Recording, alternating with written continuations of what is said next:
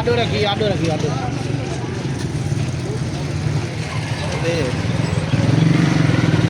मकसद इहो आहे त दुनिया जे अंदरि prevention is better than cure. कोशिश इहा आहे त वैक्सीन जे ज़रिए जेके हेपेटाइटिस बी जी वैक्सीन असां वटि मौजूदु आहे तालका हॉस्पिटल मेहड़ जे माण्हुनि खे अवेयर कयूं त भई तव्हां सभु पंहिंजी फैमिली समेत अचो, फ्री ऑफ कास्ट असां वटि वैक्सीन थिए थी हेपेटाइटिस बी जी, तव्हां हितां तालका हॉस्पिटल मेहड़ मां कराए वञो। इन में असां वटि मेहड़ तालका अस्पताल में हेपेटाइटिस बी सी टेस्ट थींदियूं फ्री ऑफ कास्ट ऐं बी सी जो कोर्स बि थींदो आहे जेको कंहिं दौर में 4 लाख रुपए में महांगे हूंदो तमामु भई फॉरेन खाईंदो।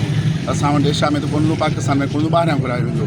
हींअर असां मेहड़ तालका अस्पताल में टेस्टूं बि मुकमल फ्री थियनि थियूं ऐं कोर्स बि फ्री आहे ऐं मिलंदो रहंदो आहे। ऐं तव्हां सभु फ़ाइदो वठो मेहड़ तालका अस्पताल मेहड़ तालका राਹੀਂ सभु जेके पूरी सिंध में। हीअ असांजे CM CPC CM आहे, CM सिंध जो प्रोग्राम आहे पर जेको फ्री आहे पूरी सिंध में।